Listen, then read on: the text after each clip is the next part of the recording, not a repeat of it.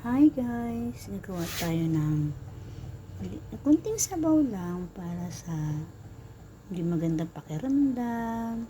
Mix-mix lang. Walang halong meat. Carrots. Slice ko na yung kalabasa. Alupati. May slice ko na rin yung kamatis. Luya. Ayan, sinali ko na lang sa display para medyo maganda. At haluan din natin dalawang dalawang ganito put lang na maliit ng udong. Tapos haluan natin ng konting tokwa at isang perasong pritong isda at may konting cubes. Tara, magluto na tayo. Tingnan natin may pagkatapos.